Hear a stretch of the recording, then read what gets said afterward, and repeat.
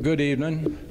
I'm Bob Brockman, Commissioner, Bleckley County, and I want to welcome everybody that's attending this function, and also I'd like to welcome all the candidates that are here to present their how would you say, their political initiation into this little election coming up in the near future. And I certainly appreciate the opportunity to welcome you on behalf of Bleckley County. Thank you. And I'm going to introduce Mr. Billy Yeomans, Mayor of the City of Cochran.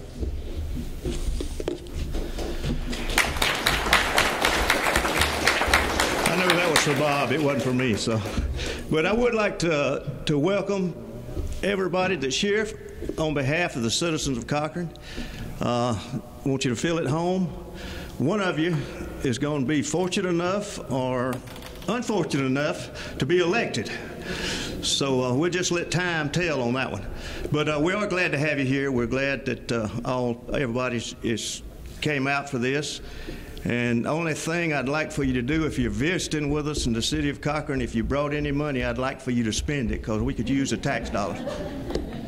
But again, thank you for coming. I hope this is very informative, and glad to have all the candidates here and all the coverage and everybody else. Thank you.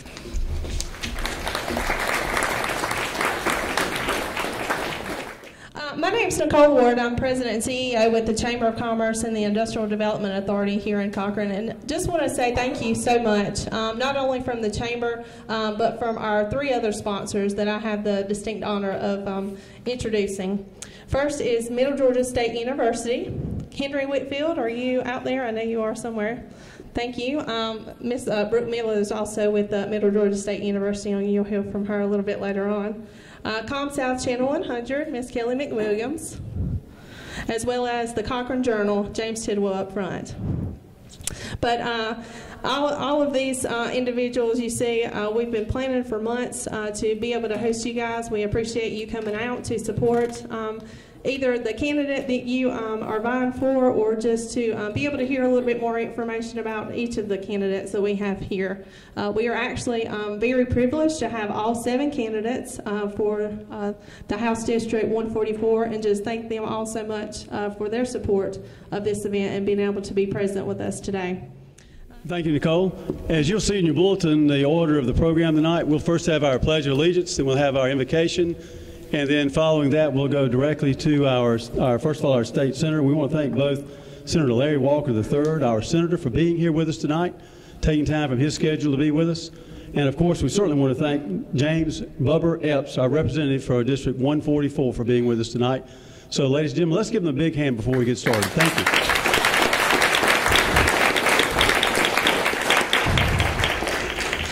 And now, if you would you please stand while we have our Pledge of Allegiance. Face the flag.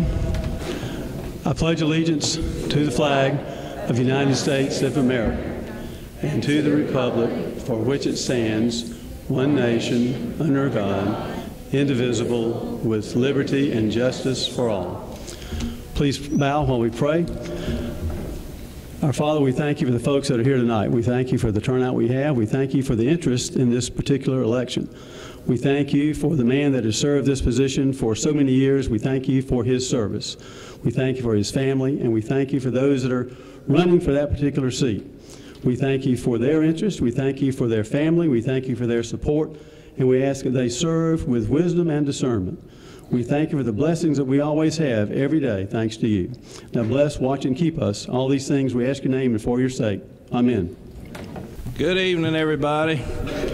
It's great to be in Cochran this evening, and I want to tell you what an honor it is to represent Cochran and Bleckley County in the state senate. My senate district is District 20. We just finished up my third session as your senator. Got elected in 2015. We had a very productive session. I was sort of dreading it with all the statewide races. I thought it would be a very contentious and sort of a do-nothing session, but it surprised me and ended up being very productive, and I'm proud of a lot of the work we did. We were able to fully fund QBE for the first time Many people tell me in history, some people say for the first time since 2002, depends on who you ask, but we fully funded the Quality Basic Education Act, which was very positive, and we also were able to cut our state income tax rate and double our standard deduction. So that's two of the really good things we did. Also, we were able to pass an adoption bill that I was very proud of that will make it easier for families in Georgia to adopt. We have about 14,000 children in foster care and an antiquated adoption system, so we address that too. But overall, a very productive session. Real privilege for me has been to serve with Representative Bubber Epps. He has really enjoyed getting to know he and Catherine and working with them. He is a man of great integrity, very hard-working man, highly respected at the Capitol, and I'm proud to call him my friend and will really miss him. He mentored me and helped me as I got started in my legislative career, and I want to publicly thank you, Bubba, for that and for your friendship, and Catherine for your friendship. Whoever is fortunate enough to win this seat has very big shoes to fill in following Representative Epps. With 7 candidates, I think it would be okay if you elected about 4 of them, because it's going to take about 4 of them to do the work that Chairman Epps has done. But again, a privilege to be here tonight, honored to represent you. I hope you will call on me if I can be of any service, and I thank you for being here tonight.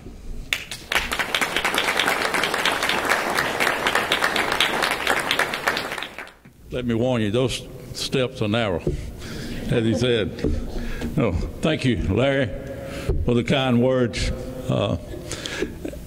It's always a joy to come to Cochran and Bleckley County. Catherine and I lament often how warm and receptive and encouraging you are in this area, and we've appreciated that for the years that we've had the honor to represent you in the House of Representatives. And I think Senator Walker really covered the high points of the attainments in our session this time. There was a lot of apprehension going into it just because of so many statewide elections. That's usually an indicator that it's going to be I don't say a timid session, but there's not a lot of courage and there's not a lot of risk-taking during an election cycle. So I won't carry on any further with the initiatives that brought forth, except to say thank you to our governor for revising his revenue estimate at the very end of the session. So what was through that estimate and the increasing in the funding, he made the possibility, or he made it available for us to do some things locally. Middle Georgia State University was able to get funding through the efforts of Senator Walker and those of us that represent this area. And we were able to fully fund QBE. And I think you were right, Senator. I think the first time since 1986 was a full funding put there. But it's because our governor increased the estimates because of the condition that our state moved into. Well, let me just leave you with this, and this is a piece of advice to you that are seeking this office. It's an intimidating thing, I know. I was where you are 10 years ago.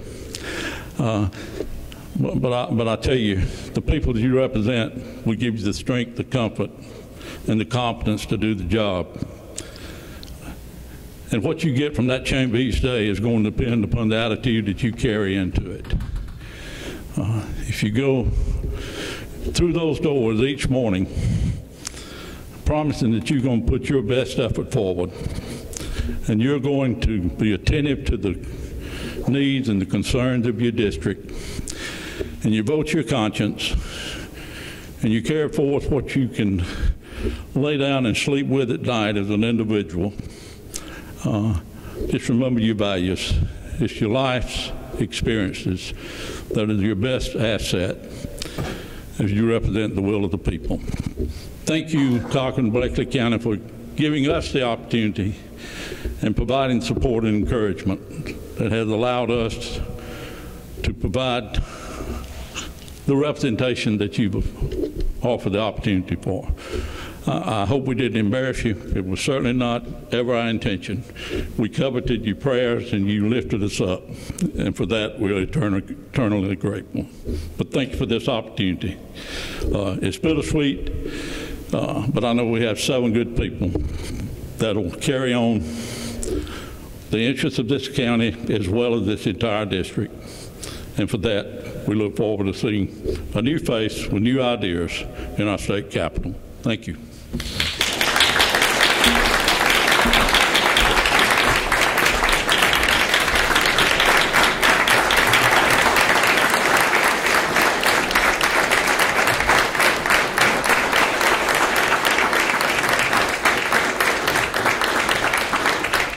Good evening. How are we doing tonight?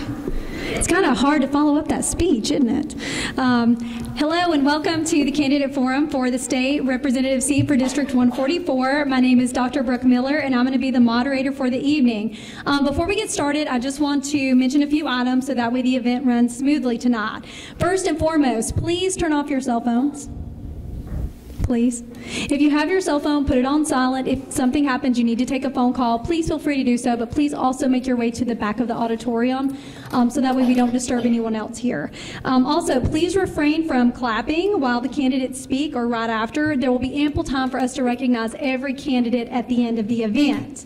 Unlike previous forums, we are not taking any audience questions tonight. Instead, the candidates have been given their questions, so they will come up here and answer them specifically.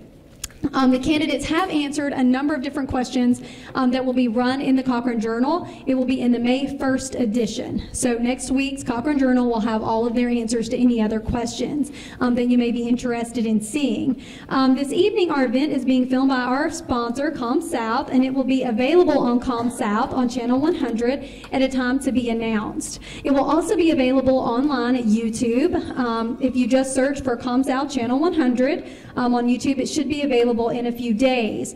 If any candidate or anyone else is interested, they will be able to provide you with a DVD of tonight's event for $15. If you're interested in that, please see us and we will go ahead and make sure that you're able to get a copy. So, now that the business is out of the way, let's get down to our candidates, shall we? All right, so first and foremost, we have Trey Ennis. Come on up, Trey. You can clap.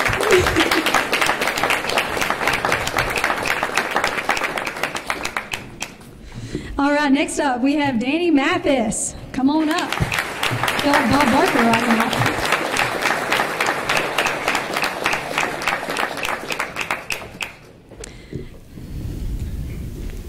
We have Gregory Odoms. Come down, Mr. Odoms.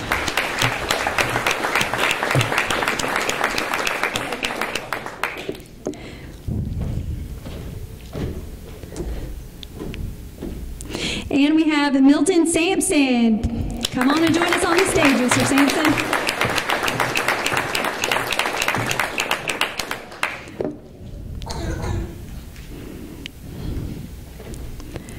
Next up is Miss Jessica Walden.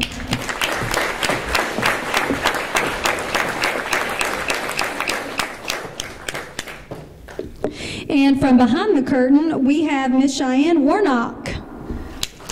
She's coming.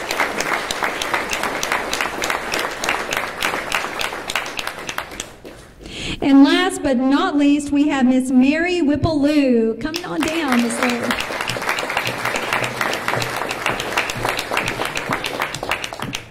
So the way that tonight's debate is, or forum is going to work is the candidates are actually going to take the podium. I will return to my table to ask the questions. Basically, we're going to start with Mr. Ennis, work our way down, and then we'll be coming back.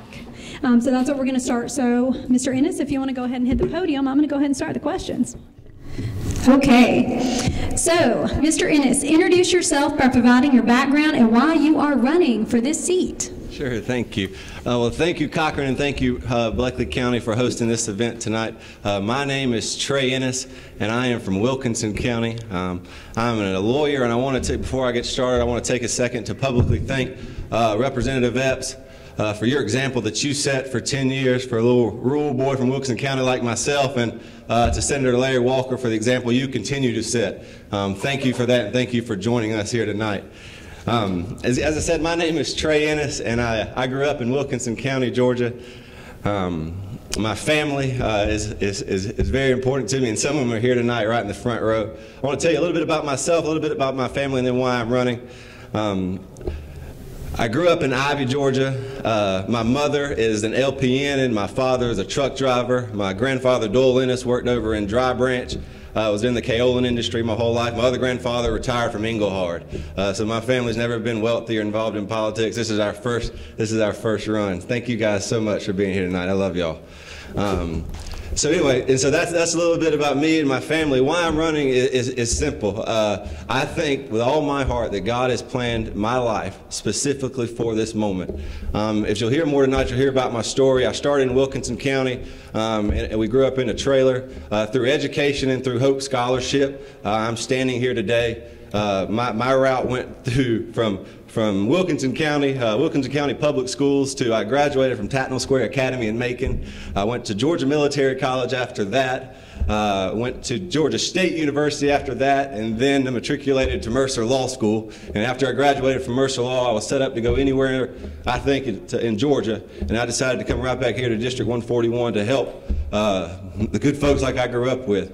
Wilkinson County needs jobs. Bleckley County needs jobs. Twiggs County. I just feel like this district is seeking economic growth, and that's why I came back and threw my name in the hat. I met Bubber Epps about 8 years ago when I was working at the state capitol, as you're here tonight, and so when he retired, I had to give it a shot. So that's why. So again, my name is Trey Ennis.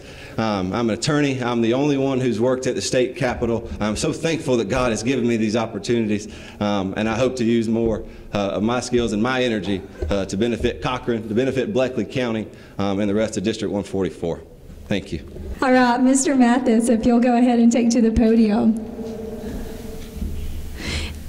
And we have the same question for you. Introduce yourself by providing your background and why you're running for this seat. Well, I'm Danny Mathis. I'm a lifelong resident of Cochran in Bleckley County. I've lived here, even went to school here in this auditorium. We used to watch the World Series, as I was telling Trey, sitting right here. Some of y'all can relate to that. I've been a part of this community. I love this community. I've worked here my whole life. My family has a business here. I'm in the funeral business. I have been here. I see things that need to be changed. Some of the things that I'm most proud of is my wife, Ellen. We have 3 children, and I'm so proud of those 5 grandchildren that I have. I said 5. I had 4, and now I got 1 on the way in October. And I know there's some other folks out here expecting first grandbabies. They're great. I do have gray hairs in my head. I have some experience. I want to take the things, and the reason I'm running for this office is Mr. Bubber Epps has decided to retire. I've respected him for years since he came into our district, I believe back in 2011. I thought he did a wonderful job. I want to take what he did, I want to expand on it, as Mr. Larry Walker said, as our senator, that he was a pillar up there at the Capitol. I want to go through and I want to make some differences. I want to build on what he's done. I want to build with Larry, him being our senator from Houston County. I want to make sure that we make this district strong.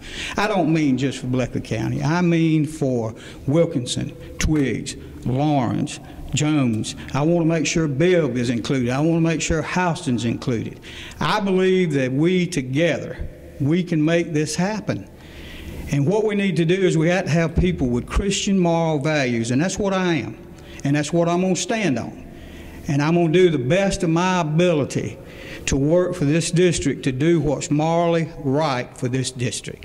I think we need to do that. I want to say this to all the other candidates here. I thank you for running. It is wonderful to see that people are participating in this. We have got to have people running for these offices that have values, and we want to keep this going on because we got children and grandchildren, as I've already mentioned, and we want to make sure that we make legislation and things right. And we got to create jobs here. We got to get going. And I want to expand where we can, and I want to be innovative in other ways. And I thank you so much. All right, Mr. Odoms, if you will make your way to the podium, please, sir. Same question for you. Introduce yourself, give a little bit about your background and why you're running for seat 144. Well, my name is Gregory D. Odoms. I was born and raised in Twiggs County from a single parent, the late Hazel Odoms. Also, my grandparents are Reverend H.L. Odoms and Sister Carol Lee Odoms. And being part of Twiggs County in the public school system, from the gifted program to Upward Bound.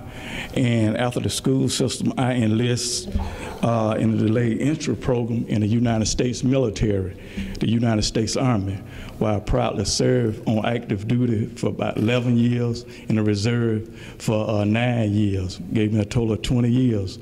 So I'm retired military. And so that instilled a lot in me coming from Twiggs County about core values in service and serving peoples. And not only that, then I had a calling on my life in 1999, becoming a pastor. So I've been pastoring in Wilkinson County for the last 13 years. So with pastoring in the service to the United States Army, he have taught me and showed me how to serve peoples and how to represent people, how to be intimate with peoples. And I think the reason I want to serve in this position, because I did a 4-year stint with the Twiggs County Board of Education, president of the Concerned Citizen. So I have been involved with peoples in Twiggs County most all of my life. And I want to extend that to District 144.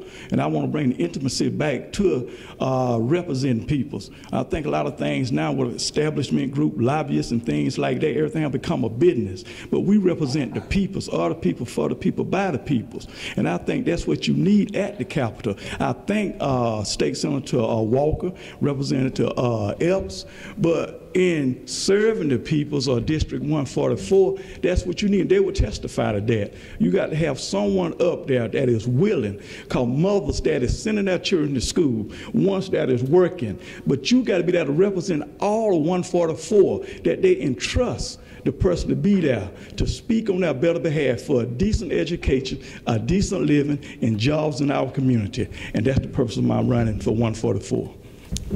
Thank you. Mr. Sampson, if you'll take your place at the podium. Thank you very much. I appreciate the opportunity to be here with you today. I am Milton Sampson, and I was born and raised in Twiggs County. I graduated from the Jeffersonville High School in 1966 as co-valedictorian of the senior class. I attended Tuskegee University and graduated with a major in mathematics and a minor in physical science, and I received a commission as a second lieutenant into the U.S. Army Signal Corps, and I made the rank of captain while serving.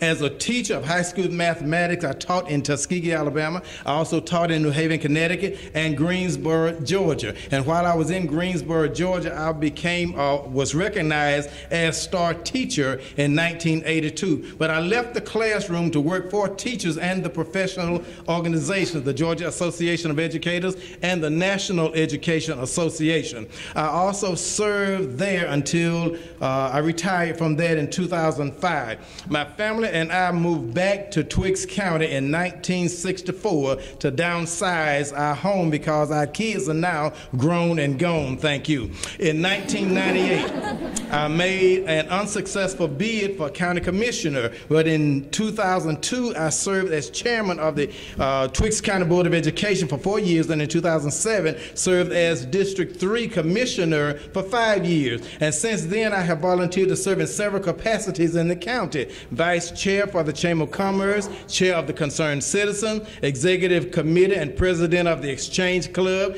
executive committee and chairman for Family Connection, a minister for the Twiggs County Church of Christ. I have been married to my lovely wife, Trudy, for 48 years as of June 2nd this year, and I was not 5 years old when I got married.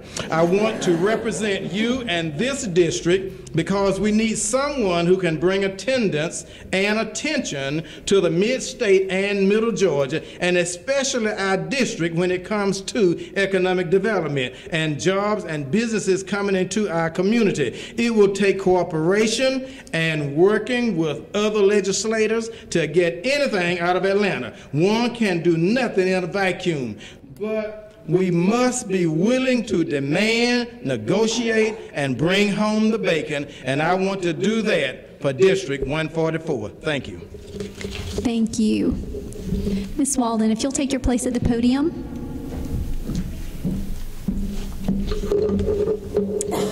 Thank you. I'm Jessica Walden.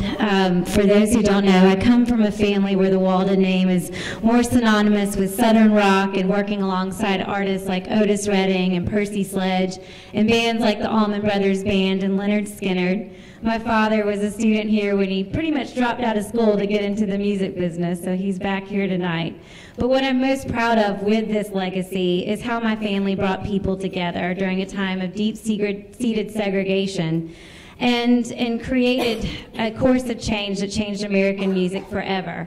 So that kind of courage, that desire for change, the willingness and commitment to representing the underrepresented is what inspires me daily as a community leader, as a business owner, as a mother, and now as a candidate for State House 144. When this seat opened, which was unexpected to me, I stopped looking out the window to find somebody else to fill the job and instead looked in the mirror with the realization that this election is about our future. This race is about having a representative who is a mother and who understands that every decision that I make at the state level directly affects my son as well as all of our children here. I was once that kid. I was born in Bibb County, but I grew up, my childhood was spent on a dirt road in Jones County. I spent my 20s residing in Houston County, where I lived amongst one of the greatest workforces who go to work every day for the defense of our nation. I made my way back to Macon, where in my 30s, I was pouring myself into community development and collaboration to see the downtown renaissance that we have going on now.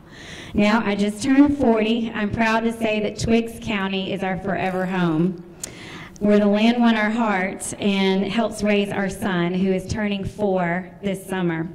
I work independently with multiple clients in public relations, writing, and communications consulting. I own another business called Rock Candy Tours alongside my husband, Jamie Weatherford. Jamie's a third-generation candy manufacturer with his family business, Crown Candy.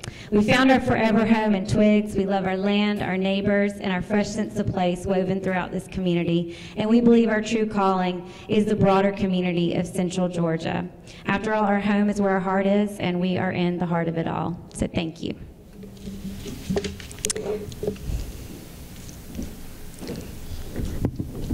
And now it is going to be Ms. Warnock's turn. I'm going to hand her the mic. Thank you.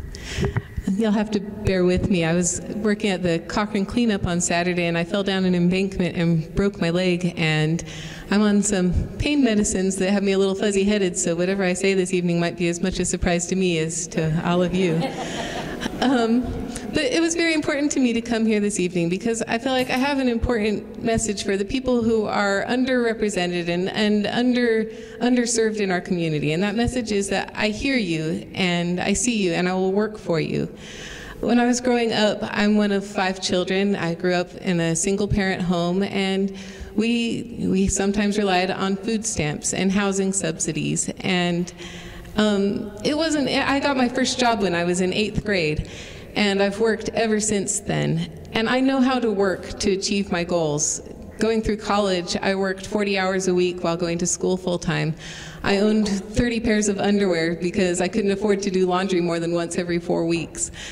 I know how to work, and I look forward to working for my community. I realize that despite the difficult background, I had a lot of privileges. I had a great family support, and I was taught the skills that I needed to be able to work and pull myself up from where I started. But not everybody has those same advantages, and that is incomprehensible to me, that we can live in such a great community with so much, in such a great country, and still have people living amongst us who don't have access to basic necessities. There are places right here in our district where if you go through on a warm day, every house has their door open because nobody has central air. There are neighborhoods where many people don't have cars and they have to walk just to get groceries. But I believe that with a little bit more attention to these areas, we can really bring businesses in and stimulate the economy and help these areas become more self-sufficient. I believe that as we work together, we can lift ourselves up and improve the quality of life for everybody if we're all just willing to look beyond our own households and our own front doors and see the conditions of our neighbors. And I look forward to the privilege of serving in the community and helping with that process of lifting everybody up together. Thank you. Thank you. Miss Whipple, it's your turn at the podium.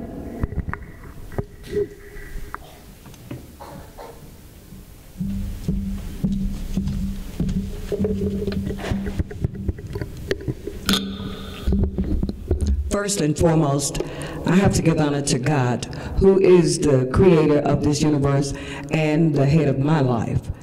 And I'd like to thank all of you, and especially to our former representative and to the senator and all for being here. I really do count it an honor to be here, to see familiar faces and some unfamiliar. I'd like to say that and introduce myself as candidate Mary Whipple-Lue. I'm from Wilkinson County, Gordon, Georgia, and I'm a lifelong resident of Gordon. I'm a graduate of Wilkinson County High School, Atlanta Business College, attended Georgia Military College, Georgia College, Harvard School of Theology, and through all of that, I'm retired because I worked. I'm active in my church. I serve in many capacities there, particularly as choir director, Bible study teacher, and many more hats. I am the former mayor of Gordon, Georgia. I'm the first female and black. I served on the Gordon Planning and Zoning Board, former member of Wilkinson County Civic Club, formerly the Exchange Club, volunteer with Habitat for Humanity and Gordon Better Hometown, former member of Georgia Women's Political Caucus and spearheaded the Middle Georgia Women's Political Caucus, which took me throughout the various states from the East Coast to the West Coast. I've served 2 terms on the Wilkinson County Board of Education, first female and black. I've served on the Wilkinson County Board of Elections, Democrat, as you can see, served as chair of the Wilkinson County Democratic Party, served as a delegate to the Democratic National Convention in Charlotte, North Carolina, and as a delegate at large in Denver, Colorado. So enough about that. I've had the pleasure of meeting 4 of our presidents, Gerald Ford, Jimmy Carter, Bill Clinton, Barack Obama. And I am a nana. I have my grandchildren here with me. I'm the mother of 6 children. My parents are still living. They're 83 years of age. They're too still living and going and in their right mind. And that's a blessing. And I like to say that it is an honor to be here amongst you guys. But as I say, I'm passionate, I'm persistent, and I'm a professional. And I want to be your voice at the state capitol. So let me represent you, Bibb, Bleckley, Houston, Jones, Lawrence, Twiggs, and Wilkinson counties. Of course, there are 7 counties in this district. And so I will say to you that if you vote for me, I will be diligent to work with you. Thank you.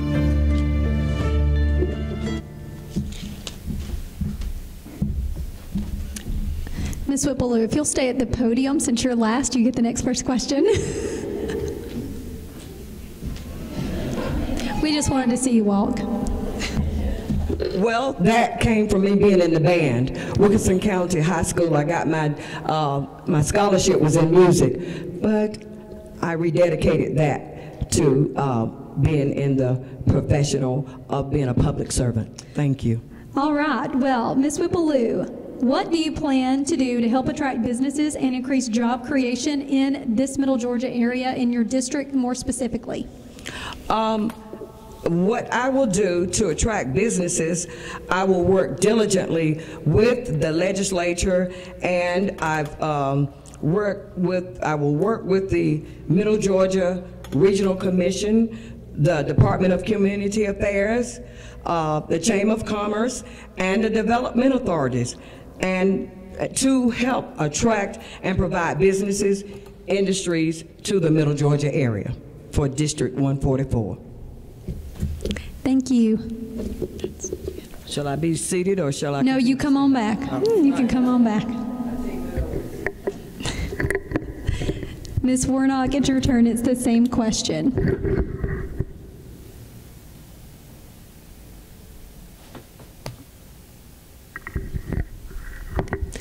I believe,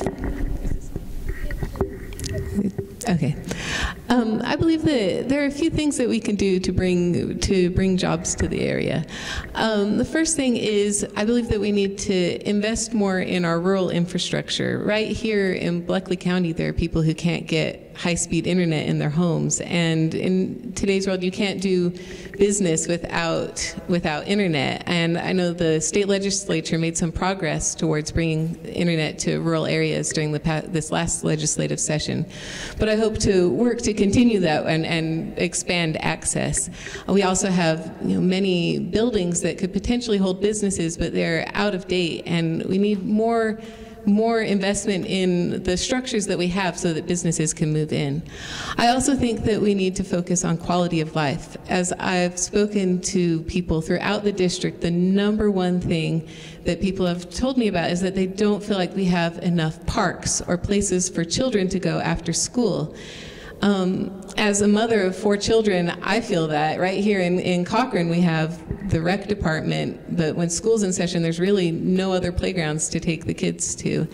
And that may seem like a luxury, but really, quality of life is important. People won't want to bring their businesses to an area if they don't feel like it's a place where their families can thrive. So I feel like that's very important. Finally, I think we need to focus on education. And one area that I would like to look at to help with education in this district is I'd like to explore partnerships between businesses and employers and the schools. As businesses partner with colleges and high schools and tech schools, they can make sure that the students coming through those schools are being taught the skills that they need in order to find gainful employment after they graduate. And that also helps businesses to recognize this area as a good source of job, a good source of workforce, and a good place where they can find people who will work at their jobs. So I think that through investing in the local infrastructure and focusing on quality of life, such as parks and after-school programs for children, and focusing on education in this area, we can really stimulate the economy and bring jobs to this area.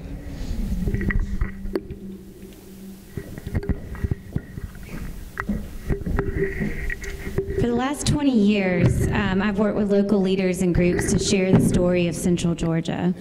I've done this through the community service side of me, as well as my professional work as a writer, editor, and communication spokesperson with multiple community initiatives. I'm also a tour guide, so my business, Rock Candy Tours, we've offered tours to everyone from potential residents, real estate agents, prospects in industry, film, and international business. It's essential to make sure that these employers know the resources, the opportunities, and the welcome nature of our region. It's the role of the state representative to work with these local leaders and groups to amplify our story. We're centrally located logistically. We have a talent pool that can meet all levels of talent in the workforce. And we're competitive in nature in terms of being able to lead globally and nationally. But also, we cannot continue to think of business in the same economic model.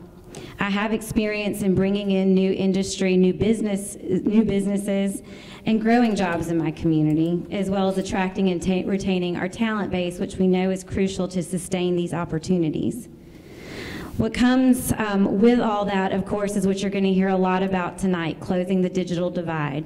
That is something that I actually have experience in working for over a year on getting internet to our region. I will make sure that economic development groups throughout our region are not only communicating and working well together, but that they have every tool at their disposal for that. Through my experience and now as a participant and now as a trustee of Leadership Georgia, I've had the incredible opportunity to tour different communities throughout the state and see how regional collaboration is truly key to this. I will work to make sure that state agencies and leaderships know what District 144 has to offer, and that means working across all lines of leadership throughout our cities and communities. At the Capitol, I would be an advocate for District 144's businesses so we can continue to grow and improve our area's current employers and make sure the family-run businesses all over District 144 have the best environment in which to thrive. After all, I am one of those businesses. My husband is third generation to a food manufacturing business. These aren't just job numbers to me. This is about access to make the most of our economy and have the jobs that actually work for our region.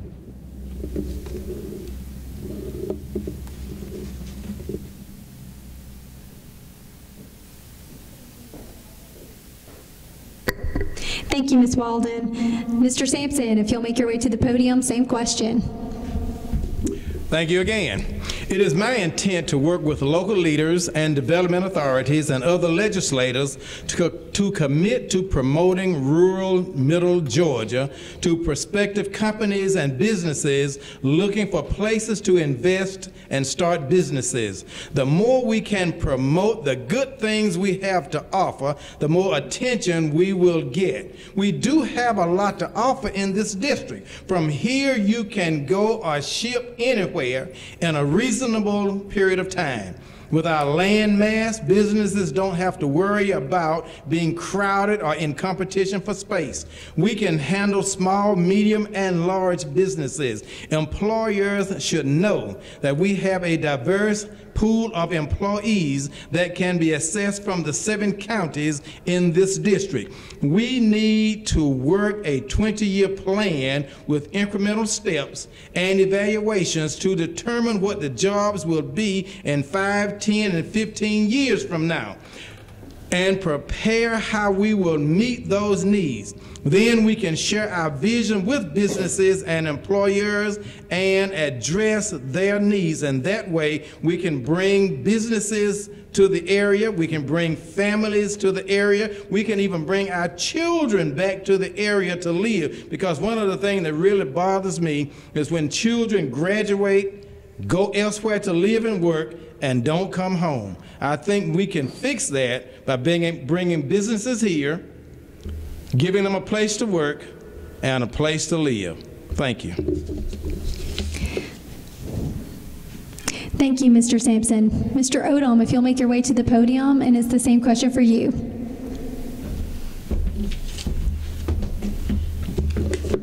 Yes, as they have stated before, being at the State House, you have to be an integral part from the State House to the local house. You must be able to work with your commissioners, your city councils, your mayors, your economic development groups.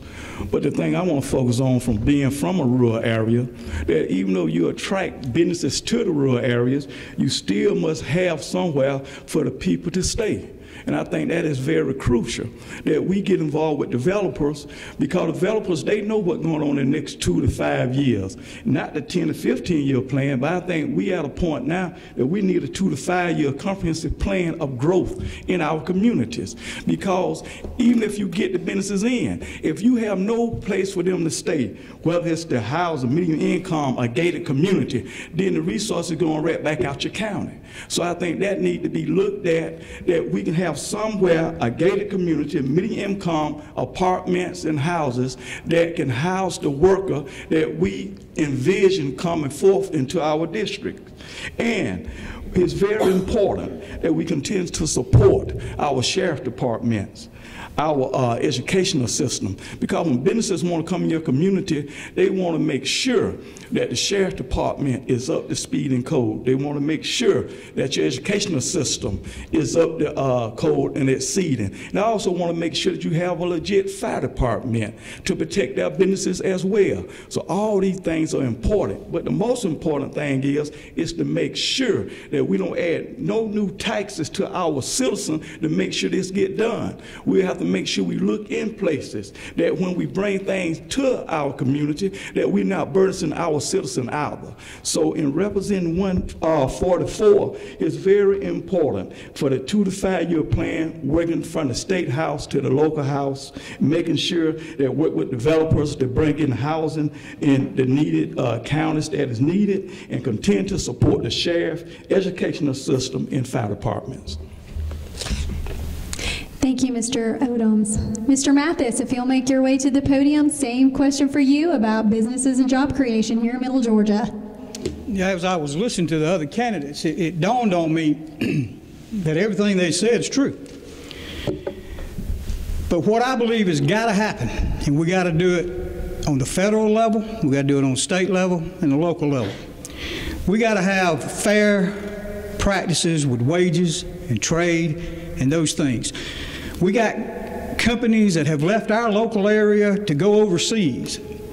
I haven't been able to figure out how you can take something overseas, make it, turn around, and ship it back and make money without there being some kind of unfair rules, regulation, taxes, or something on it. It's time that we get this under control. We have plenty of wonderful workers in this district. There's no doubt about it. As many of the other candidates have said, we have a great location. But when you have someone that's running a big company tell you that they can make it and save more money by taking it to another country, something's wrong. I want to get up there with the other legislatures. I want to make sure that the federal government understands that small communities are dying. Not only small communities, but you look at some of our major industrial cities are dying. And the reason I believe they're dying is unfair trade practices. And what we got to do as a state is stand up and say, look, you can't do that anymore. We have to fight to keep people working in our own country. And that's what I believe. We have the greatest workforce in the world. We have some of the best people in Middle Georgia in the counties that we're going to serve in District 144. I'll guarantee you can outwork anybody in the state. I've seen it. I know these people. I've lived here my whole life.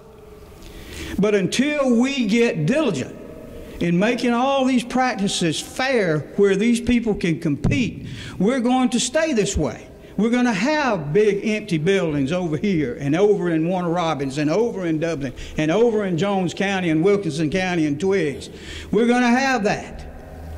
So I'm going to go up there and I want to call it like it is, and I want to say to you, we got to get fair. Let's deal this thing fair so we can compete. If you beat us in a fair competition, so be it. But if you don't, we're going to take these jobs and we're going to be able to come back in here in this district and put these people to work, because I want them to work. I got family right here. You got family right here. I'm going to be here. I'm 63 years old. I'm here to stay until the good Lord takes me home.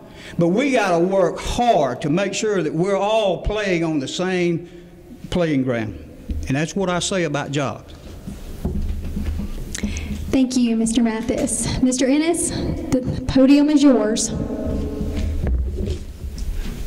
Thank you, Danny. If Georgia is going to be the #1 place for business, then Central Georgia should be the center of growth. Like some of the candidates said, we are close to the Savannah port. We're close to I-16. Our land, our cost of living, they're all assets. We could be the transportation hub of Georgia. And if you watched Kirby Smart and the Georgia football team last year, you might have heard Coach Kirby Smart say, keep the main thing the main thing.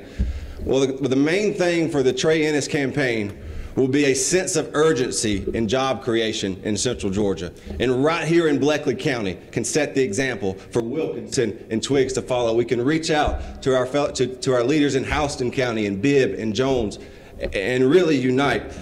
But how I'm going to do that and how I think that's done, job growth is a reflection of a legislator's staying power. And I think that's what this election is about. Which candidate is not the best campaigner? Which candidate is going to be the most effective legislator? And even Mr. Bubber will tell you he became very effective in his 3rd or 4th year once he was appointed to a leadership position. Not that he wasn't effective before, but that his effectiveness increased by his leadership appointment. Well, that's what I'm going up to Atlanta to do. I'm not going up to fall behind. I'm going up to lead. I'm going up to gain a leadership appointment in a committee. I'm going up there to gain some staying power. And once we get some staying power, that's how we'll get job growth back here. We'll have somebody up there, like I said, with a sense of urgency. And finally, to highlight this, I don't think there's a big difference between North Georgia, the cost of living, and the land in North Georgia and in rural Georgia right here. But it seems to be, when you heard it with Amazon, that all the opportunities are being funneled to North Georgia. And I think that's a reflection of, you got David Ralston, the #1 man in the House, Casey Cagle, and Governor Deal. Now, Governor Deal is a Washington County guy, but a lot of his support's out of North Georgia.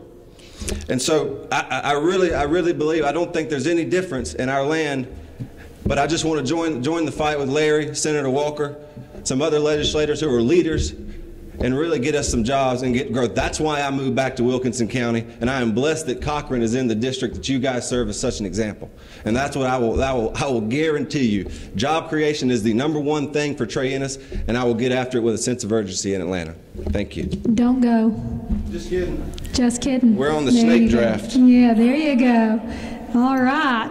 Next question. Now, before I ask you, let me go ahead and give you all the candidates just a little bit of what's going on in the audience. If you look out there, you're going to see some young people.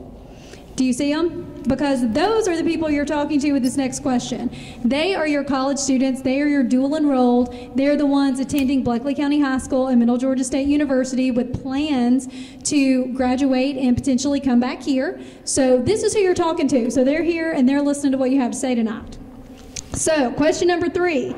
Given the varying levels and quality of education within the district, what proposal do you have for comprehensive education for our students? And please keep in mind, as Senator Walker and Representative Bubber Epps informed us tonight, we are fully funded. Absolutely. Think big. Absolutely. And I think that's a great segue to thank you guys again for championing that initiative this year at the Capitol. That's going to help so many students.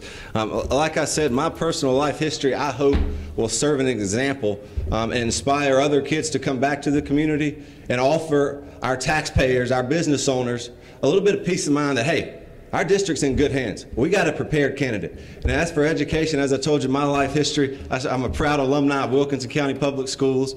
My high school career was actually 3 different high schools. I went to Wilkinson County Public High School, John Millage Academy, and Tatnall Square Academy, which gave me all different perspectives and understanding the challenges and the differences in the education that we faced.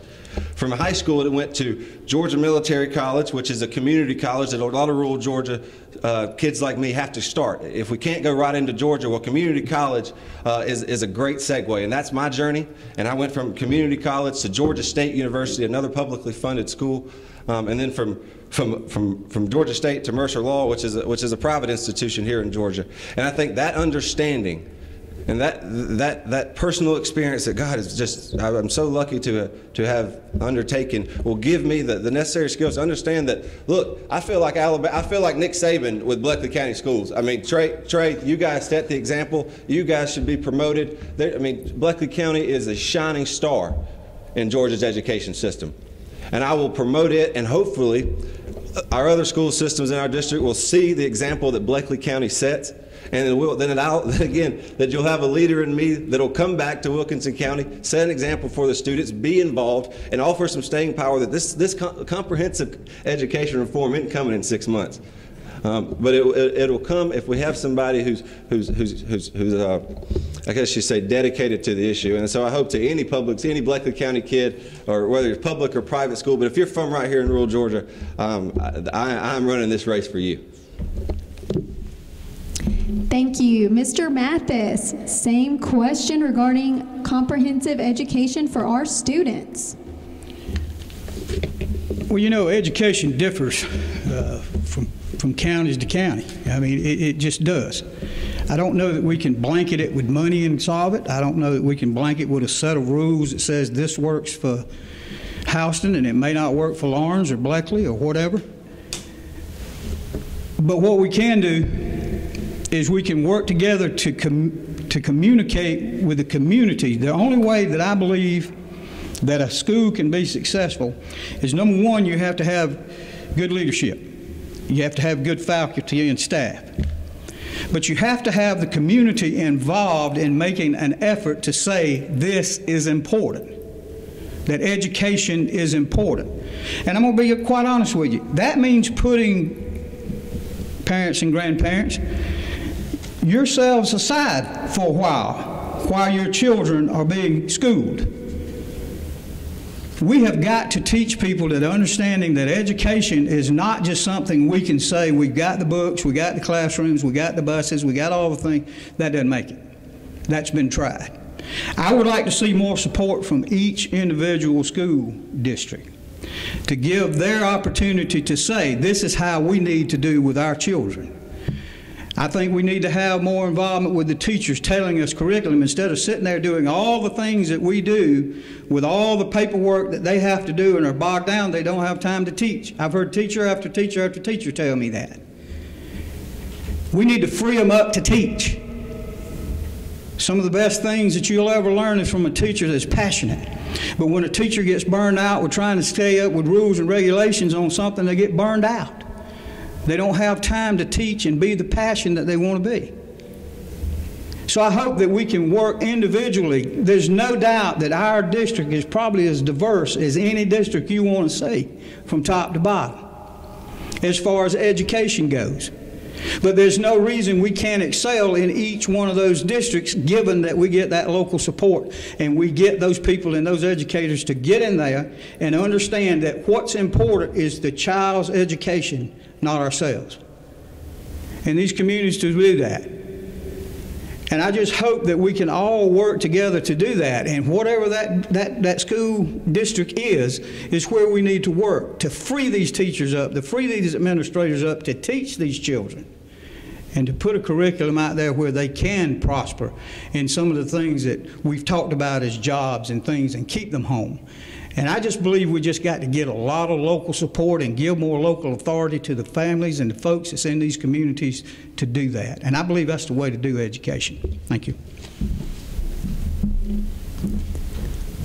Mr. Odoms, the podium is yours. Same question. That was some good news that we heard from the representative from the State House about it being fully funded, QBE. That's very important. But as a state rep, you want to make sure that you stay involved with your school superintendent, because we're dealing with our greatest resource that we have, and those are our children. That's our greatest resource. So in working with the superintendent and the stakeholders, that we see that if Houston and Blakely are exceeding is up to peer, then that's the challenge to the rest of the school system within the district, to make sure that they get up to peer. If all get up to peer, then that ties right back into education. I think innovation is very important to our children, that we must challenge them, not just to exceed where they think they should be, but we should put before them that can exceed greater. And when we do that, I was just looking at something. I was talking with a representative from Atlanta the other day, how he was saying they had the college academy where they took the Kia plant. And when they took the Kia plant, it is being sustained by 4 counties around that plant with an average income of $60,000 to $80,000. That's how education and economics tie in together. And we have to have innovation that we can show that to our children. Testing is an assessment of where our children is at and where they should be. And I think our teachers and their curriculum and the personnel director for the board should have the curriculum tailored, that teaching to the test. That however we teach their curriculum to our children, it should be no gotcha when they open up a test book to be tested. Okay, it's just like the military, you train as you fight. So that's how the curriculum should be set up for our children, because we have to have that investment for them. If we have that investment for them, set the tone and put innovation before them, and the sky is the limit, because we're going to need that along with economic, because education in our children is very important. Thank you, Mr. Odoms. Mr. Sampson, same question. It is my thinking that there is not one single program or proposal to attain comprehensive education for our students. Not one single one. But there is hope, because I believe in education from the cradle to the grave. And I am convinced that the whole community should be involved in education. That is, parents should be parents. Teachers should be allowed to teach. Politicians should provide the resources necessary, and everybody should be held accountable for their role in education. Too often we have one of these entities working or legislating outside of their area of responsibility. It is my belief that we should think outside of the box and start preparing workers for the future and for future jobs and not for current jobs. There was a time when I would tell young people, go to school, get a good education so that you may get a good job. I don't tell them that anymore. Now I tell them, go to school, get a good education, and create good jobs, because that's what it's all about now. I do believe that we need to provide post-secondary education to everybody. And I think that may be the one thing that may help us to provide education for those that need it. Thank you. Thank you, Ms. Walden. The podium is yours with the same question. First of all, I want to thank y'all for this question tonight. I'm going to talk really fast because I have a lot to say on this. A couple of months ago, I had heard Senator Isaacson say something that y'all probably heard this quote before, and I keep it in front of me. We can complain that the roses have thorns, or we can rejoice that the thorns have roses. And I think that applies a lot when we talk about comprehensive education. Access to education is the one thing we can provide to every child, which will in turn benefit each one of us as residents of our district. And without a doubt, here in 144, the opportunities to pursue education start with pre-K all the way to the PhD. We must work hard to make sure that children have access to the education and training that they need to be successful in the modern economy. And this ensures that our community, of course, is attractive to employers, which then allows us to grow, retain, and recruit new businesses and industries. But I'm also really grateful to know community-driven projects that are working to start and sustain access to opportunities for comprehensive education. When you talk about social service areas that get into the 0 to 3 readiness, that is a slow tending garden, but the results of that, when we see multiple one-to-one programs working to implement parents as teachers, which now that we're tracking these things, we are able to see measurable, identifiable success stories that are game-changing for future generations.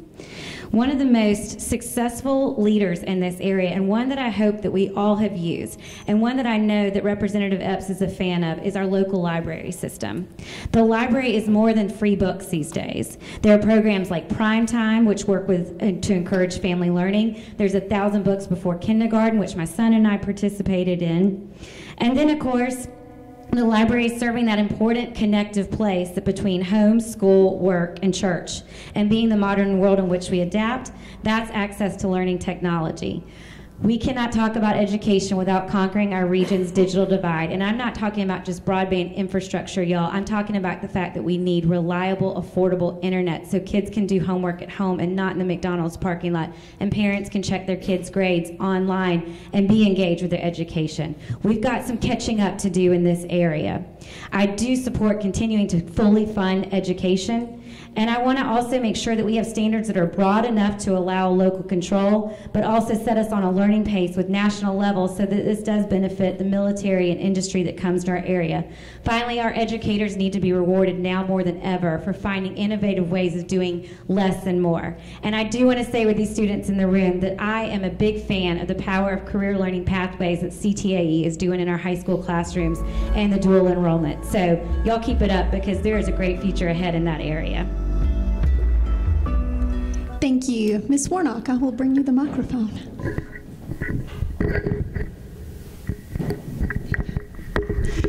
On the topic of education, I did already briefly mention that I think we need to explore partnerships between businesses and schools to make sure that students are taught the skills that they'll need to be able to gain jobs after school. But now I want to talk for a minute about why students sometimes don't do well in school. I don't believe that it's usually because of poor teachers. I think most teachers are doing their very best, and most do a very good job.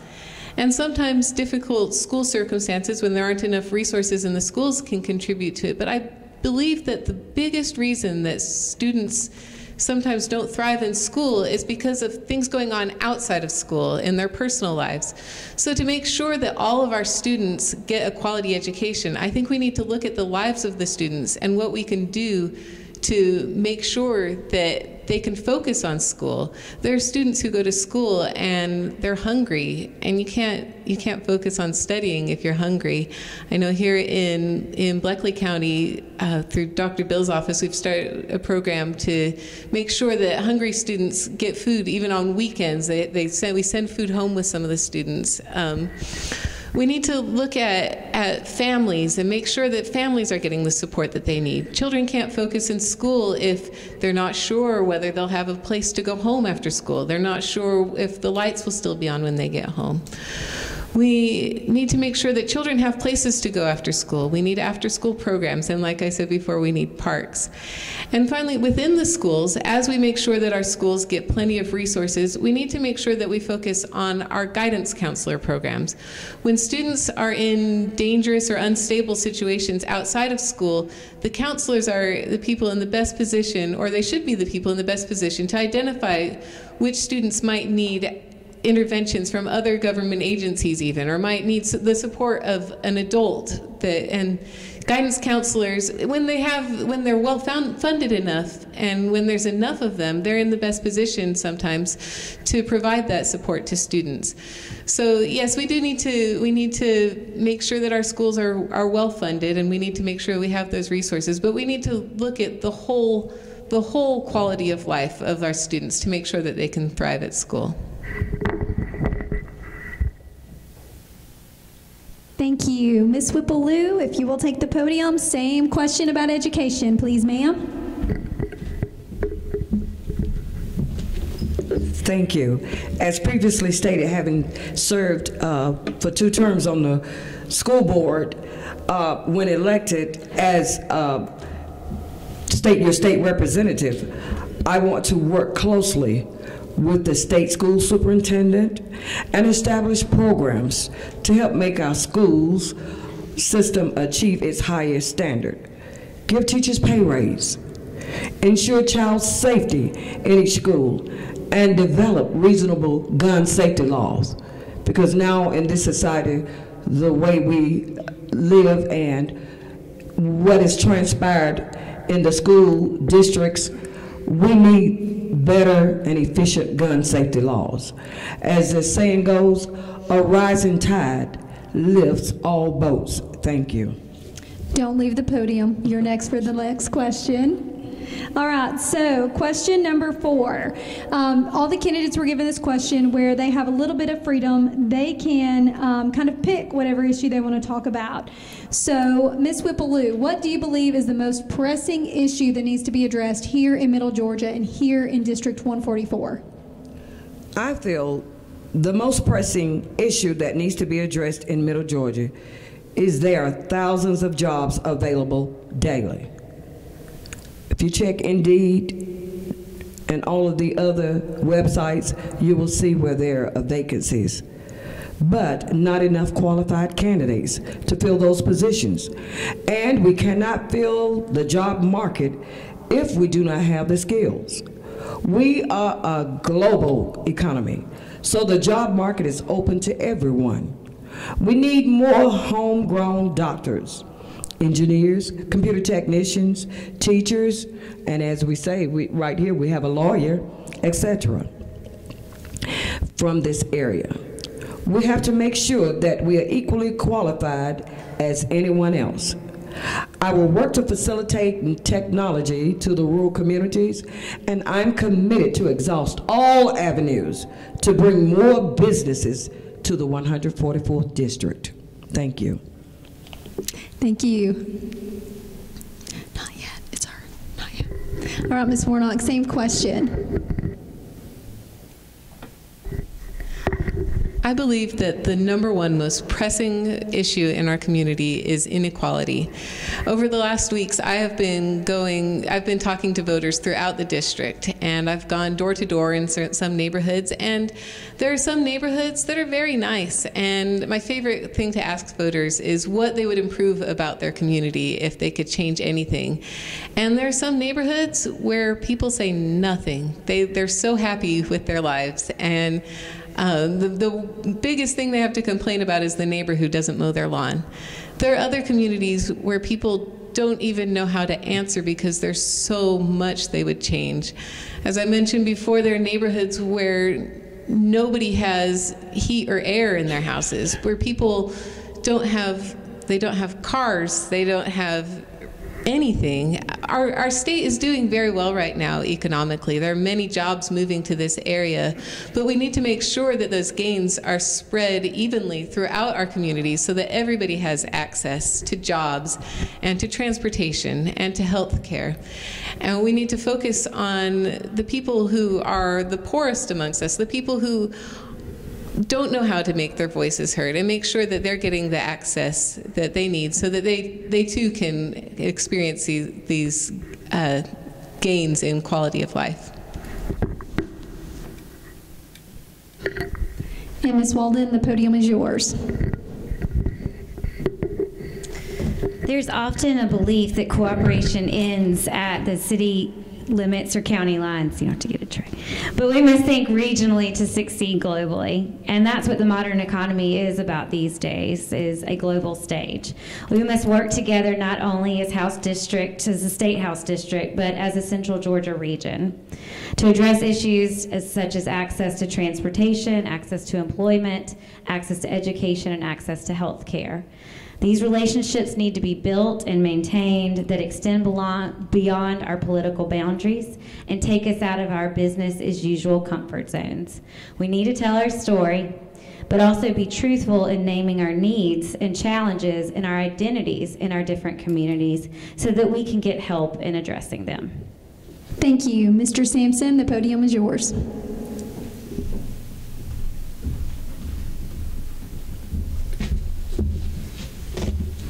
The most pressing issue that I see is that too many of our young people are having to leave the area after graduation from high school or college to seek employment and career development. They are leaving because employment is not available and housing is difficult, if not impossible, to find. As your representative, I will work with local leaders, because each area is different, to address these issues and other concerns that I may not be aware of. I am also of the opinion that we can attract citizens to move to this area when we have jobs, careers, and housing. We sometimes are concerned about others moving into the area, but I don't think that would be a concern if we have everything we need to have a safe, thriving community: jobs, education, and housing. Thank you. Thank you. Mr. Odoms, the podium is yours.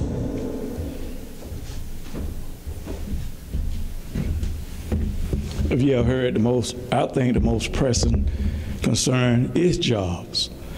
And I truly believe, and when you read the good book, it says when you have someone that don't have a vision, the people perish.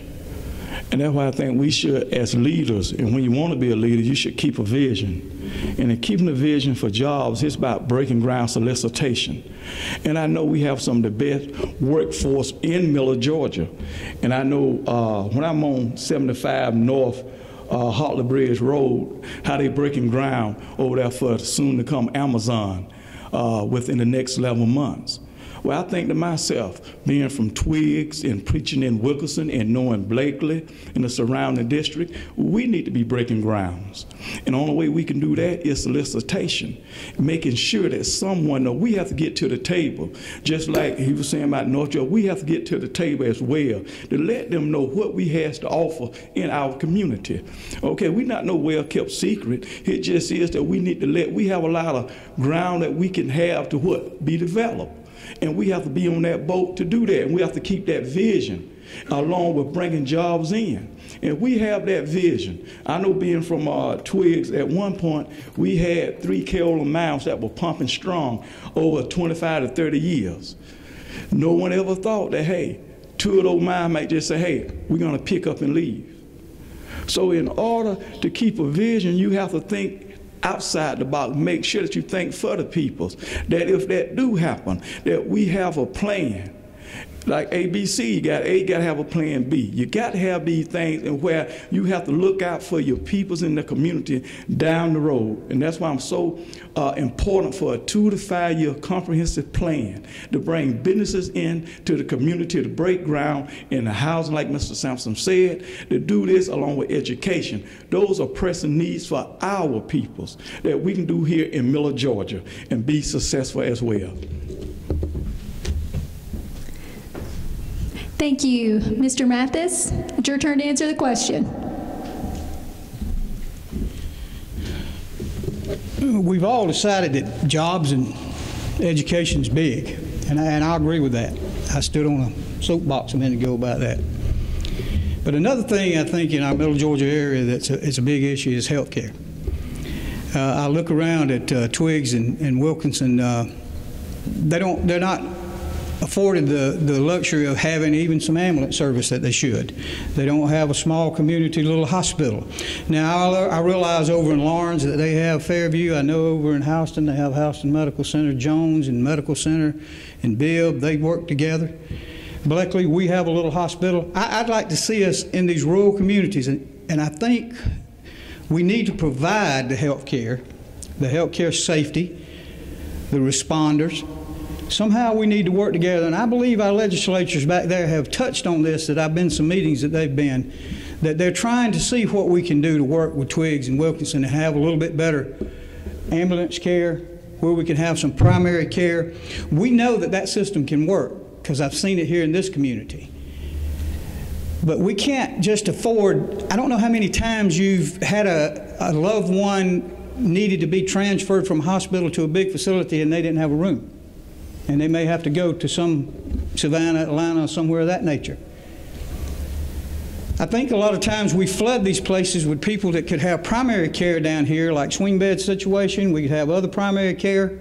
If we could get that in Twiggs, if we could get that in Wilkinson and some of the outlying places, I think that would open up things for people. As all of the candidates have said, we need businesses, we need jobs. I agree. But they can't come if they're not going to be taken care of. If they don't have an opportunity to have someone come in here and take care of their loved one, if they fall and break that arm or break that leg. You understand what I'm saying? We need that.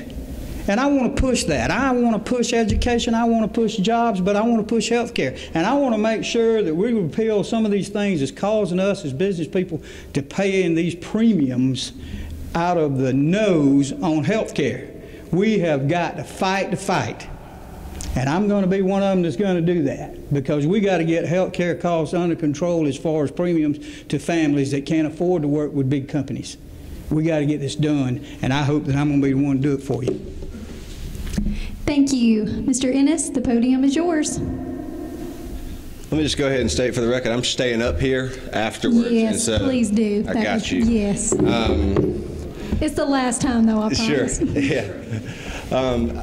I think we've hit on a lot of issues, and so many issues are important. The issues they've hit on: jobs, education, health care, our veterans, support of our National Guard here in Georgia. But if I had to choose one, if you're going to make me choose one issue, I think it's simply Jesus. I think we need a Christian leader in a time where I'm growing up, where it seems like Christianity is under attack. I will be there to stand up for Jesus. Now, I'm not a pastor, and I certainly don't pretend to be a saint, but in the last 6 months of my life, Jesus Christ has worked on my heart, and I won't give my testimony, but I'll tell you, whether you vote for me or not, follow me on Facebook and Instagram. I share a little devotional every day, and it's my way of just being accountable with the Bible. But if I had to choose one, I think we need a legislature who will stand up for Jesus, but will also be able to combat the kind of the media when it pins so many times now we've seen that Jesus and jobs are mutually exclusive. That you can't have Jesus and jobs because all these people will spin the religious freedom bill as anti-jobs, and I just think that's not it. That's terrible spin. You know, we can have a legislator who stands up for Jesus. Yeah, and if I got to choose one, it's Jesus. If you let me choose two, it's Jesus and jobs. You can't leave. I talked it out, and yes, you got a little ahead of yourself. All right, so this at this point, we're going to do a little wrap-up where all the candidates are going to tell you anything we didn't ask them about, but something they feel passionate about that they want you to know before they leave the stage tonight. So, Mr. Ennis, after this one, you can sit down. I tasted the sarcasm in that. Sure, thank you. I want to leave you guys. I told you a little bit about my story, and I hope to meet and connect with more of you guys until May 22nd. But I'm a lawyer now, but before that, I was a football player all my life. I was in the band, actually, in middle school, too. But and so when I was at Georgia State, part of my leadership skills, I was lucky to play for Coach Bill Curry, who's known around the country. And he read us a poem. This poem I want to share you guys tonight. It's by James Patrick Kenny. And I think it illustrates why I'm running this race. It's called The Cold Within. It says, 6 humans trapped by happenstance in the dark and bitter cold. Each possessed a stick of wood, or so the story's told. Their dying fire in need of logs, the first one held his back, for of the faces around the fire, he noticed one was black. The next man looked across the way and saw not one of his church, and could not bring himself to give the fire his stick of birch. The third one sat in tattered clothes and gave his coat a hitch. Why should his log be put to use to warm the idle rich? The rich man just sat back and thought of all the wealth he had in store, and how to keep his wealth from the lazy, shiftless poor. The black man's face bespoke revenge as the fire passed from his sight, for what he saw in his stick of wood was a chance to spite the white. The last man in this forlorn group did not accept for gain. Giving only to those who gave was how he played the game. Their logs held tight in death's steel hands was proof enough of sin. They did not die from the cold without. They died from the cold within. They died from the cold within. And Coach Curry would say, now what if Mother Teresa was around that fire? What if Jesus Christ was around that fire? They would have thrown in their log. And so that's what I'm doing. God has given me and blessed me beyond measure. He has prepared me. As I said, I'm the only candidate, and I love him. Luckily, you got 7 good choices, but I'm the only candidate who's worked at the state capitol. I'm the only candidate that's a lawyer. And I think God has prepared me specifically for this moment. And so my name is Trey Ennis. It's been such a privilege and a pleasure to be with you, and I would be so humbled to have your support and your vote on May 22nd. Thank you, guys, and God bless. Thank you. Mr. Mathis, your turn. What do you think is the biggest thing you want to say tonight before you leave the stage? Well, I just want to say I'm glad Trey figured that out almost and not sit back down again. Me and you both. And he's quoting Bill Curry. Some of you Georgia fans out there, we remember when he coached at Tech too, don't we? So we won't go into that either. But no, Trey, some of the things you said about Jesus, I'm with you. My hope is this.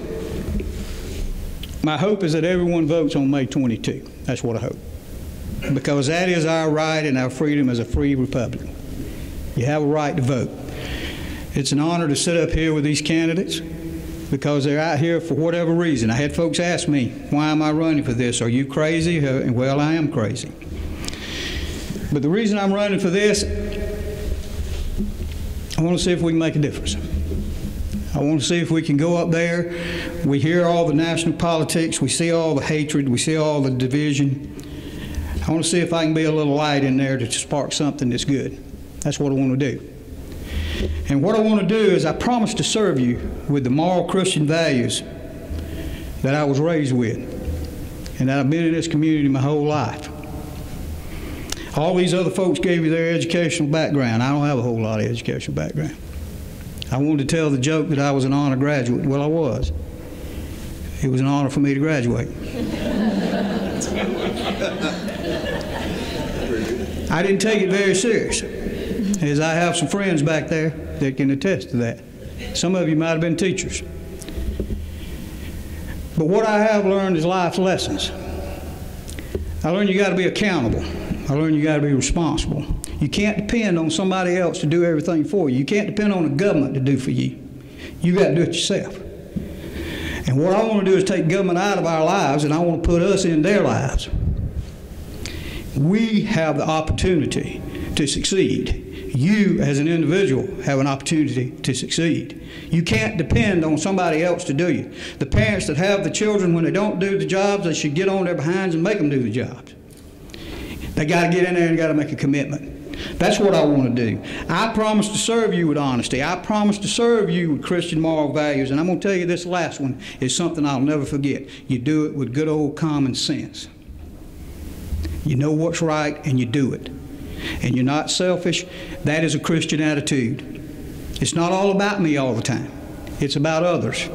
And especially when you have children and you have people to depend on you, it's certainly not about you anymore. Anybody that's ever dealt with children in their lives, it's about them at that time. And that's the way it is when you serve people in a House of Representatives or any kind of political thing. It's not about you. It's about them. You do it with a moral conviction. And I hope to do that. I hope you vote for me. I feel good that we got good candidates. I thank you for coming tonight. I thank you for the sponsors here. God bless everyone.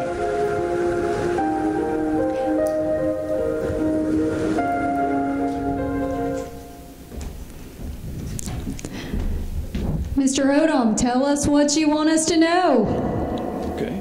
Well, what I want you to know is I want to be intimate with the voters. And by that, I love this right here. I love when you come out and can participate in a forum, town hall meetings. That's the only way you know what your voters need when you get around and you communicate with them.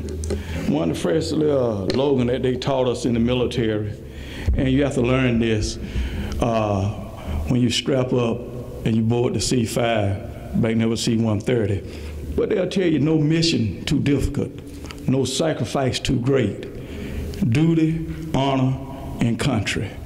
And that come along with serving this district. And you learn quickly with service and as a servant, you're not here to be served, but you're here to serve. And that's what it's all about, in serving the peoples that if they will and you ask for it, and they entrust you with their vote, then you want to serve them. And I'm going to leave you with this. And I believe we can blow our trumpet. Well, what you mean blowing the trumpet? As I was studying the good book of Gideon, when the angel came upon Gideon, Gideon was a man that felt like he was the least. He felt like in his tribe he was the least. And even when God had him to get his things in order, he had to tear down some things.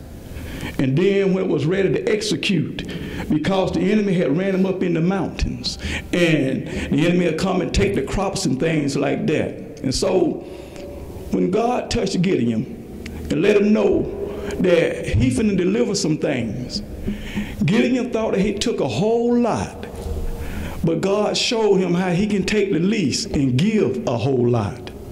And that's what I took from Gideon, that when he took those 300 and went down in that valley with their trumpets and their jaws, and when he went there and after he left, he had victory. So that's what this shows me, that regardless of who you are or where you're from, God can work with you.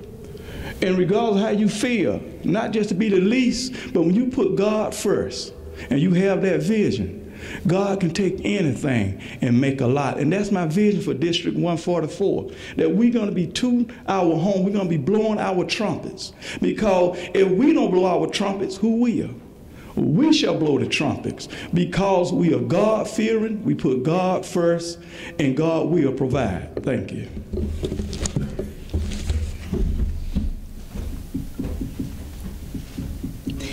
Mr. Sampson, the podium is yours. Thank you again. Short, sweet, and to the point. I want you to know that I am concerned that we are not getting our fair share of businesses and economic development in this area. It is a known fact that the squeaky wheel gets the oil. I want to be the squeaky wheel for District 144. Vote for Sampson. Thank you. That was short and sweet. Thank you. Ms. Walden, the podium is yours. What I want to leave y'all with is this is not a race about identity politics. I have not worked in legislation, but I sure have worked with a lot of our state legislatures. Right now in the General Assembly, 6 people in there are people that I were in class with the Leadership Georgia or serve on the Board of Trustees. Nobody knew what party affiliation I was until the day I went to go qualify. I stood in the Senate well this year. Nobody knew my party affiliation then. I was just there to represent Central Georgia. This race is about electing a representative who is to a crucial state office, who represents the heart of Georgia with the heart of District 144 in mind. The more I listen and learn from this community, I am hearing the common thread of simply wanting more access. More access to jobs, more access to education, more access to health care, yes.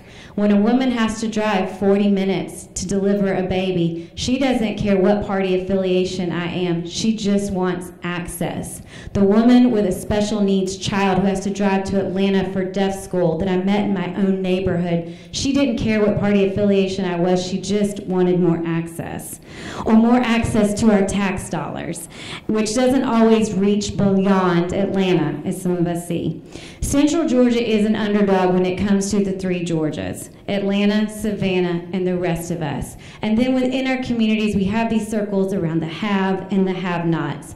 But you know what? The underdog story suits us just fine. We're at the center of the state's activity. And when you're the underdog, you recognize the unique strengths of what makes us work harder for all of our people. We have so much to offer in District 144, and our greatest asset will not be location, location, location. It will be people, people, people. Thanks to being raised and nurtured in this community, I'm ready to make us proud of our representation, where we're from, and where we're going towards together. So thank y'all for this opportunity. Thank you. Ms. Warnock, I will bring you the microphone one last time. I'm fading fast. I don't know how much sense I'm making at this point. All of us have our own realities. You know, we know that. All of us in this room are in different stages of life. Some of you may not have children at home and may not care as much about education or access to parks. Some of you are probably in really good health and aren't worried as much about having to drive a little ways for health care. But I think that in order to improve things for everybody, we maybe need to step outside of our own realities a little bit and look past our front doors and look to the sections of town maybe that we don't drive in very often, where people don't have access, even that some of us in the same town have. You know, Harvey's just closed here in Cochran, and I know people who live in that neighborhood who now live in a food desert. They don't have cars. They don't have a way to get to the store now. And that's not me. And it's not probably most of you in this room, but that's still a reality right here in our district. I like the old aphorism, you lift me and I'll lift thee and we'll ascend together. And I think that we really need to be aware of what's going on within our district so that we can lift each other up and improve the community together. And I don't know whether I'll win this election or not, but I know that I have something to contribute as a public servant, and I hope to continue to contribute to my community regardless of the outcome of this election. It's been an honor to be here this evening and to talk to you, and I hope you'll consider voting for Warnock for the State House. Thank you. And Ms. Whipple-Lue, the podium is yours.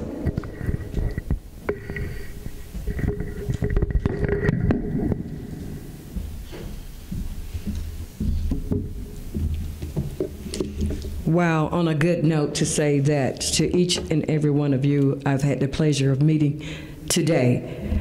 I just like to sum this up to say that what I desire and what I will do when elected as your next state representative is to work to promote health care in rural Georgia and approve expansion of Medicaid to include more than 600,000 Georgians, because there are approximately 4,500 in District 144.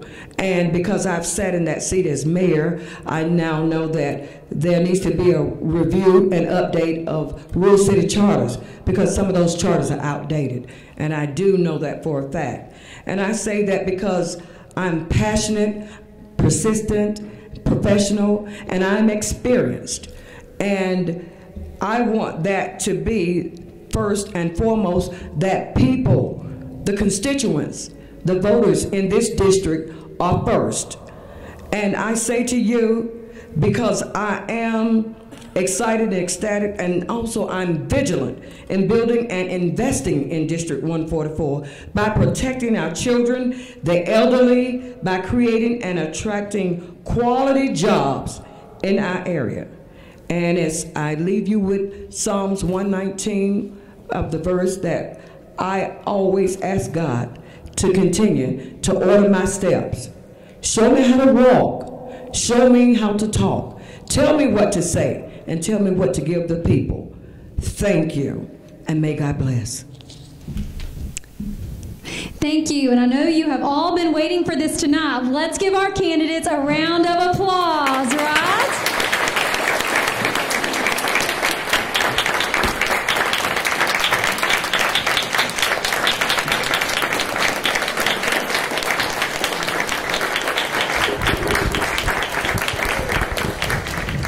For those of us that help put on this event, we just want to thank the candidates for your support and for coming out tonight. For everyone here, this basically concludes our forum tonight. Thank you for coming. We would like to give some special thanks before you make your way to the back. It's like communion. No, everybody's out. Hang on just a second. We just want to extend a special thanks, particularly to the Chamber of Commerce. We definitely want to thank Ms. Nicole Ward for putting this wonderful event on. You did a wonderful job, Nicole. Thank you. We want to thank the Cochran Journal for all of your coverage. Thank you, James, for meeting and giving us your insight. Thank you, ComSouth, right? Thank you, Kelly McWilliams, for her diligence coming to meetings and making sure that this is going to get televised and everyone within the district will have the opportunity to see it.